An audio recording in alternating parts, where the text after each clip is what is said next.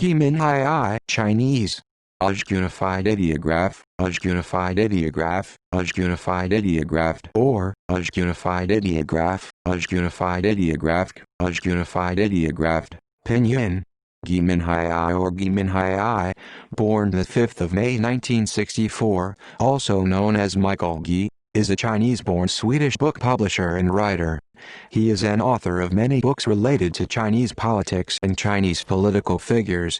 He authored around 200 books during his 10-year career under the pen name Unified Ideograph, Unified Ideograph, and is one of 3 shareholders of Causeway Bay Books in Hong Kong. Gui went missing in Thailand in late 2015, one of 5 men who vanished in a string of incidents known as the Causeway Bay Books disappearances. The case ignited fears locally and in Britain over the collapse of one country, two systems, over the possibility that people could be subject to rendition from Hong Kong and from other countries by Chinese law enforcement. The Chinese government had been silent about holding him in custody for 3 months, at which point a controversial video confession was broadcast on mainland media. In it, Gui said that he had returned to mainland China and surrendered to the authorities of his own volition. He appeared to indicate that he was prepared to follow the course of justice in China, while waiving protection as a Swedish citizen. Gui's case has severely strained the relations between Sweden and China. Many observers expressed doubts about the sincerity and credibility of Gui's confession. The Washington Post described the narrative as messy and incoherent, blending possible fact with what seems like outright fiction. Chinese state media said in late February 2016 that Gui was being held for illegal business operations. He is alleged to have knowingly distributed books not approved by China's Press and Publication Authority since October 2014. Although Gui was released from detention in October 2017, he was once again abducted by suspected state security agents, a group of men in plain clothes, in January 2018 while on his way to Beijing for a medical visit. Shortly afterwards, while under detention for breaking unspecified laws, he once again confessed, denouncing Swedish politicians for instigating him to leave the country and for using me as chess piece. Gui Minhai is still under detention in China as of December 2019, and was sentenced in February 2020 to 10 years imprisonment for illegally providing intelligence overseas. Biography. Early life. Born in Ningbo in 1964, Gui graduated from Peking University with a bachelor's degree in history in 1985. Gui served as editor to the People's Education Press until 1988, when he departed for Sweden, and enrolled in a doctoral program at the University of Gothenburg. After the Tiananmen Square massacre, he obtained Swedish residency, and later became a naturalized citizen of Sweden, upon which he renounced his Chinese citizenship. Gui obtained his Ph.D. in 1996. Gui's wife is also a naturalized Swedish citizen. The couple's daughter was born in 1994. Gui returned to Ningbo, China in 1999 and created a subsidiary for a Swedish company known in Chinese as Tangyu, Unified Ideograph, Unified Ideograph, offering air purification products. Gui was the CEO and board member. Publishing career. As the political climate in China grew milder, Gui moved to Hong Kong. There, beginning in 2006, he set up several publishing companies that focused on Chinese mainland politics. He joined the Chinese chapter of PEN International, through which he became acquainted with professionals in Hong Kong International PEN. In 2013, Gui, Li Bo, and Louis Bo set up Mighty Current Media, also referred to as Sage Communications, a Hong Kong company specializing in publishing and distributing books on political gossip about leaders in China. Gui and Li Bo both hold 34% of the company's shares. Li Bo's shares are in the name of his wife, Sophie Choi, and Louis Bo holds the remaining 32%. In 2014, the company acquired Causeway Bay Books, an upstairs bookstore in the bustling part of Hong Kong. Under the name Gui authored around 200 books during his 10-year career. The subjects of these books included Bo Xilai and Zhu Yongkang, who are former members of the Politburo, and General Secretary Xi Jinping. The books have been described in the Western media as thinly sourced, tabloid-style political books, which are outlawed in mainland China. One of Gui's books, The General Secretary's 8 Love Stories, asserts that Xi Jinping has had a number of affairs, including one with a television presenter. Li Bo acknowledged that Gui's books contained a lot of conjecture and gossip rather than actual fact, and described Gui as a businessman whose publishing was motivated by profit rather than ideology. Because works critical of the leadership of the Chinese regime are considered sensitive, Gui always kept his work projects secret. He kept his movements to himself and his telephone calls were rerouted through foreign countries. He went a long period without entering China. He did not visit his father when the latter was ill, and did not return to China for his father's funeral. Media sources reported that Gui had published about half of the popular books written on Bo Xilai. When Bo was caught in the political fallout from the Wang Lihan incident in 2013, Gui reaped a financial benefit of HK$10 million from the surge in book sales. Gui's publishing financed his property acquisitions in Hong Kong and Germany, including a seaside retreat in Pattaya, Thailand. The International Publishers Association announced in February 2018 that Gui was the winner of the association's Publishing Freedom Award for fearless publishing in the face of adversity. Disappearance. His colleagues last heard from Gui Minhai on the 15th of October 2015. Gui was captured on closed-circuit TV leaving his apartment in Pattaya, Thailand on the 17th of October 2015, apparently taken away by an unknown man. He was the second bookseller associated with Causeway Bay Books to apparently vanish without trace. Li Bo had last been seen near his home in Shenzhen on the 14th of October 2015. 3 others would also disappear in the weeks that followed. The 3 were reported missing in November. Li Bo, sometimes Paul Li, also Li Po, had been informing the media of the disappearances of his other 4 colleagues when he himself vanished from Hong Kong on the 30th of December. Li's disappearance, due to the improbability that Li had gone to Shenzhen while his mainland travel permit was left at home, crystallized a great deal of anxiety about the pattern of bookshop disappearances and of the possibility of cross-border renditions. Li Bo's disappearance prompted Hong Kong Chief Executive C.Y. Leung to hold a press conference on the 4th of January 2016 in which he stated that it would be unacceptable and a breach of the basic law if mainland Chinese law officials were operating in Hong Kong. 2 weeks after Gui's disappearance, 4 men came to search his apartment, ostensibly for his computer, but left without it. A manager from the estate where Gui lived attempted to contact Gui on the number of the person who called her last regarding Gui. A taxi driver answered, saying that 4 men had left the telephone in the taxi, and that they had wanted to go to Poi, a border town in Cambodia. Gui was last heard from on the 6th of November when he called his wife to tell her that he was safe but was unwilling to reveal his whereabouts. The Thai authorities have no record of Gui leaving the country. Gui's family contacted the Swedish embassy, and the Swedish police filed a report through Interpol.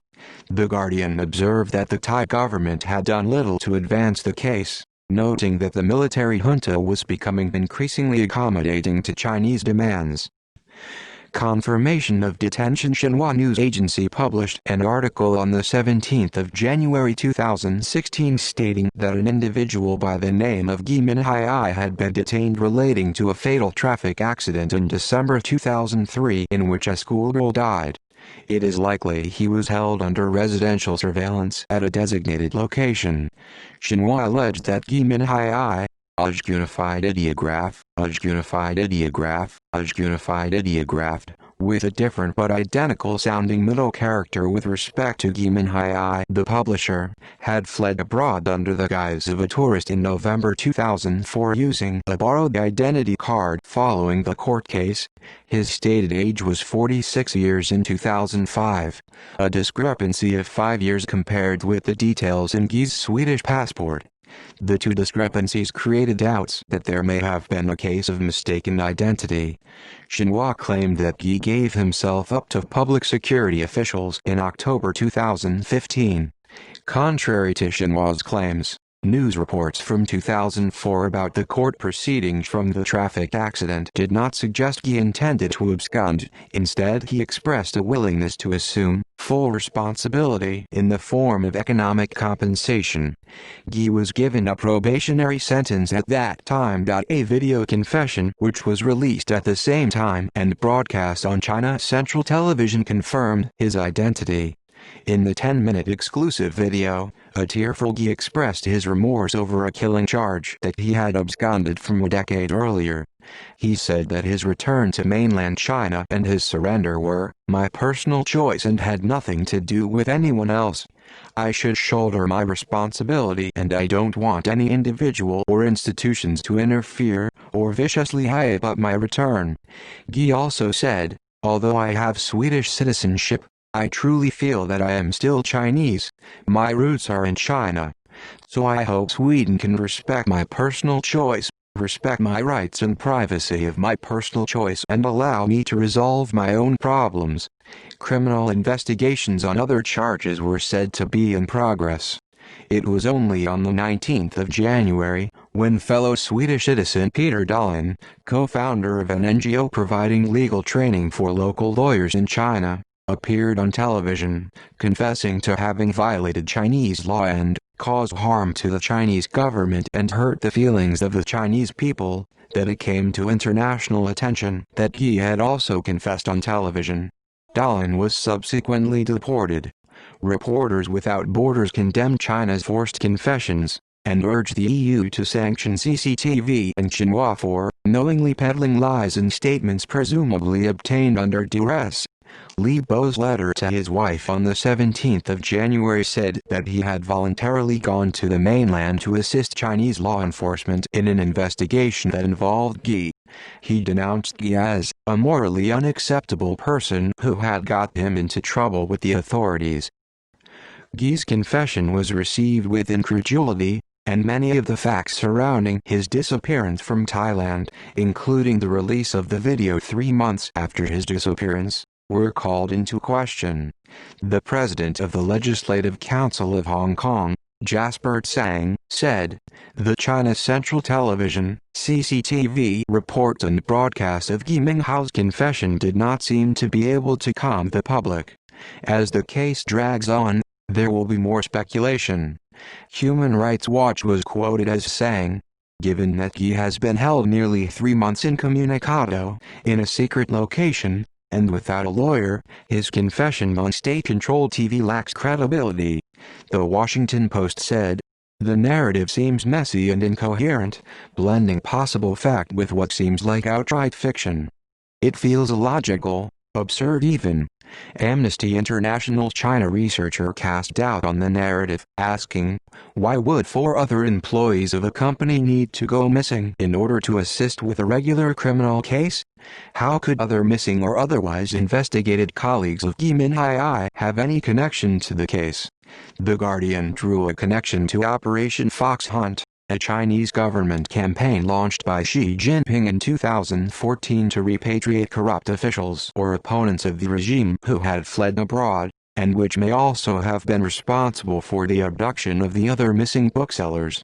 By mid-June 2016, Gui's family had not yet received official confirmation that he was under detention, according to Gui's daughter. Reaction to detention. Bai Ling, a personal friend of Gui and president of Independent Chinese PN, said that Gui had not given himself up voluntarily but had in fact been abducted.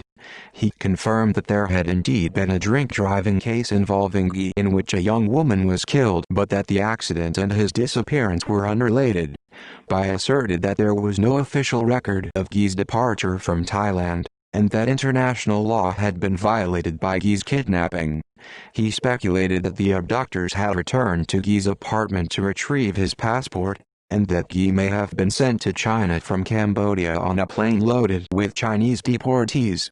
Gui's daughter Angela had been notified of her father's disappearance in an email from Li Bo dated the 10th of November, in which Li said he feared Gui had been taken to China for political reasons. Angela dismissed the assertion that her father had returned to the mainland voluntarily. Sweden has repeatedly requested transparency from China and summoned the Thai ambassador for information in December. After the appearance of the video confession, the Swedish Foreign Ministry reported that a Swedish envoy was finally allowed to visit Gui. In January 2016, Swedish Foreign Minister Margot Wallström condemned the forced confessions of Dahlin and Gui, who are both Swedish citizens, on Chinese television, terming them unacceptable. The Chinese government has said that Gui was first and foremost a Chinese subject, and the Swedish government seems to have quietly accepted this position.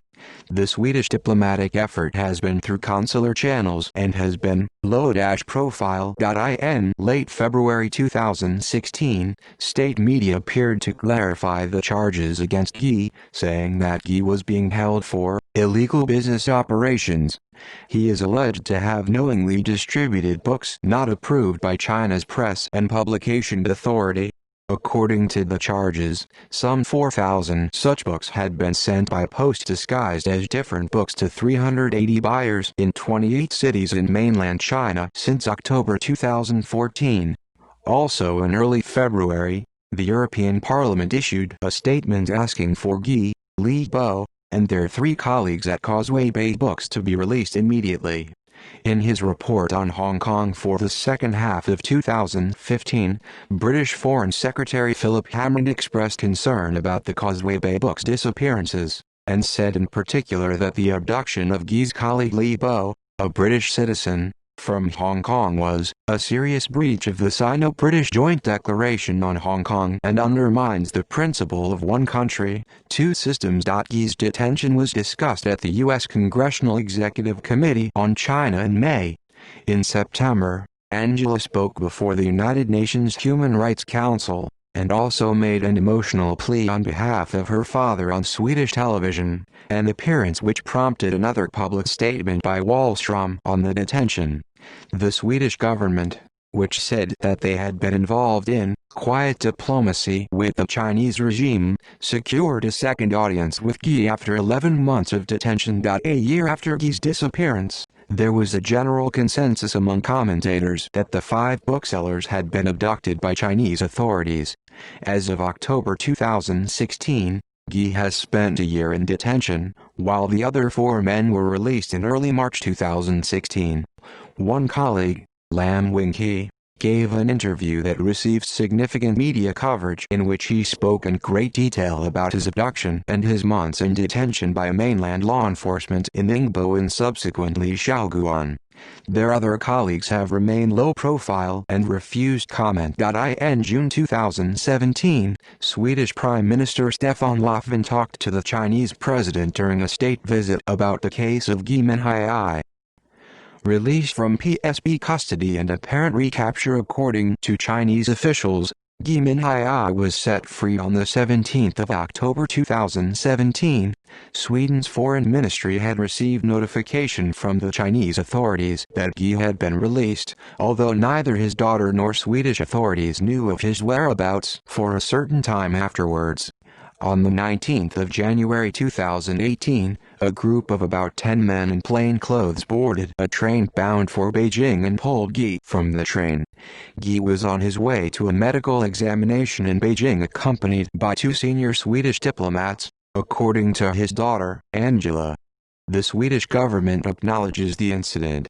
In early February, Gui again appeared in a confession before reporters from pro-establishment news outlets including the South China Morning Post of Hong Kong.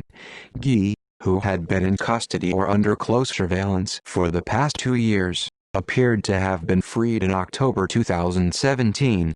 He said that Sweden had sensationalized his case and tricked him into an unsuccessful attempt to leave China using a medical appointment at the Swedish embassy in Beijing as a pretext. They would supposedly wait for an opportunity to repatriate Gui to Sweden. Human Rights Watch and Amnesty International denounced this sort of contrived confession made in incommunicado detention. Sweden later condemned China's brutal intervention in Gui's case the following week. Misinformation campaign. A study by the Australian Strategic Policy Institute which analysed the tweets of Chinese government-controlled accounts banned by Twitter in response to the 2019-20 Hong Kong protests found that the accounts also targeted Gui Minhai. Other dissidents targeted by the bot network included Guo Wengui and Yu Wenxing as well as striking PLA veterans. The misinformation campaign ran from the 23rd of January to the 23rd of February 2018.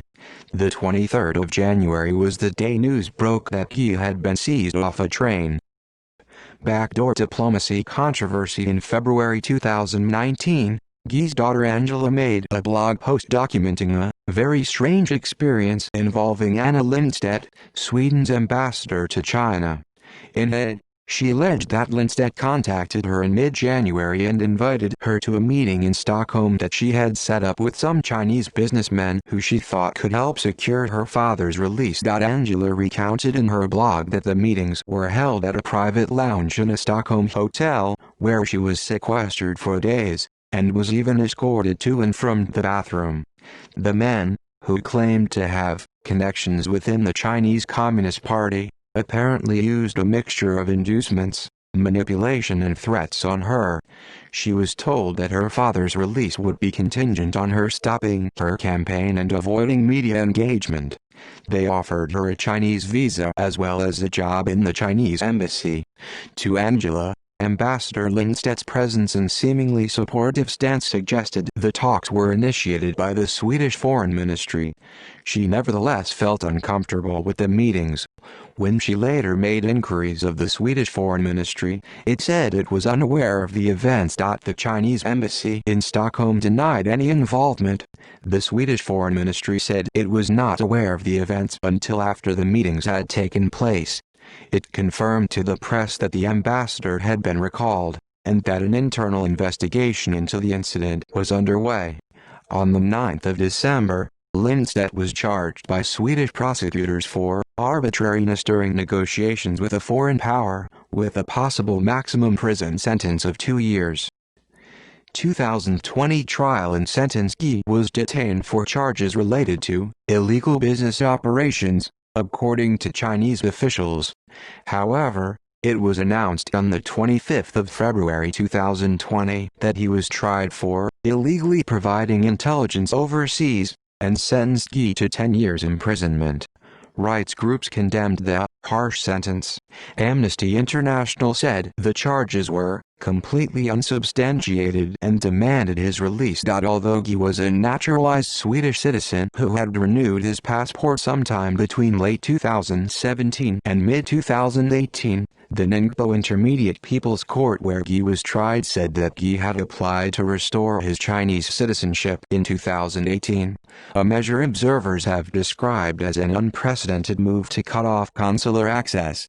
Peter Dahlin, fellow Swedish who had been made to confess on Chinese television before he was deported, commented, "The only state secrets that Gui may have is knowledge about how Chinese agents kidnapped him in Thailand, and about the torture he had endured after being returned to China." Chinese officials have insisted someone like Gui is considered a Chinese national first and foremost. Legal scholars and many overseas Chinese who have acquired foreign citizenship have expressed their great concern at the apparently selective application of Chinese nationality law that bans dual citizenship. Jerome A. Cohen and Donald C. Clark, both respected legal scholars on China, said the use against a former Chinese citizen was in breach of Article 36 of the Vienna Convention on Consular Relations, and the move could foretell its use on any non-ethnic Chinese critic if they so please. The Swedish Ministry for Foreign Affairs declared that Gui was still a citizen due to the fact that Swedish citizenship can only be renounced after an examination and a decision by the Swedish Migration Agency. Sweden, which had been denied access to the trial, demanded that Gui be released and that we have access to our citizens to provide consular support. The Chinese Foreign Ministry said consular arrangements were on hold and would be restored once the coronavirus epidemic was resolved. Willie Lam, senior fellow at the Jamestown Foundation, said, "At a time of national emergency, when parts of China have fallen under virtual martial law, authorities think they can do whatever they want." The EU said, "There are serious questions to be answered about this case. His rights, including inter alia to consular access and due process, have not been respected." Specifically referring to Gui as a Swedish citizen, the United States demanded his immediate and unconditional release. U.S. State Department said, "We will continue to stand with our partners and allies to promote greater respect for human rights and fundamental freedoms in China." Awards in 2019, Gui was awarded the Tucholsky Prize by the Swedish PN, Svenska PN. The Chinese embassy in Sweden decried the award to a criminal that committed serious crimes in both China and Sweden, and threatened bad consequences. The embassy also objected to the attendance of Culture Minister Amanda Lind at the ceremony, saying that Lind would be persona non grata in China if she attended. Bibliography, left double angle bracket, UJ Unified Ideographic, UJ Unified Ideograph, UJ Unified Ideograph, UJ Unified Ideograph, UJ Unified Ideograph, UJ Unified Ideograph, UJ Unified Ideograph, UJ Unified Ideograph, UJ Unified Ideograph, UJ Unified Ideographa, UJ Unified Ideograph, right double angle bracket, Beijing Normal University Press, 1991 ISBN 7810141120, left double angle bracket, UJ Unified Ideograph, UJ Unified Ideograph, UJ Unified Ideograph, UJ Unified Ideograph, UJ Unified Ideograph, UJ Unified Ideograph, UJ Unified Ideograph, right double angle bracket, Liaoning University Press, 1992 ISBN 7561017294, left double angle bracket, UJ Unified Ideograph, UJ Unified Ideograph, UJ Unified Ideograph, UJ Unified Ideograph, UJ Unified Ideographa, UJ Unified Ideograph, UJ Unified Ideograph, UJ Unified Ideograph, UJ Unified Ideograph, UJ Unified Ideograph, UJ Unified Ideograph, UJ Unified Ideograph, right double angle bracket, China Social Sciences Press, 2006 ISBN 7801064194, left double angle bracket, UJ Unified Ideograph, UJ Unified Ideographa, UJ Unified Ideograph, UJ Unified Ideography, UJ Unified Ideograph, UJ Unified Ideograph, UJ Unified Ideograph, UJ Unified Ideograph, right double angle bracket, UJ Unified Ideograph, UJ Unified Ideograph, UJ Unified Ideograph, UJ Unified Ideograph, UJ Unified Ideographa, UJ Unified Ideograph, UJ Unified Ideographa, UJ Unified Ideograph, UJ Unified Ideograph, 2007. References. External links. Free Gui Minhai I. Liu, Juliana, the 4th of February 2016. Hong Kong's missing booksellers and ban Xi Jinping book. BBC News. Gui Minhai video confession, the 17th of January 2016, at YouTube, UJ Unified Ideograph, UJ Unified Ideograph, full with colon, UJ Unified Ideograph, UJ Unified Ideograph, UJ Unified Ideograph, UJ Unified Ideograph, UJ Unified Ideograph, UJ Unified Ideograph, UJ Unified Ideograph, UJ Unified Ideographs. Bookseller Gui Minhai I services in Chinese custody to deliver staged confession. The Guardian, the 10th of February 2018.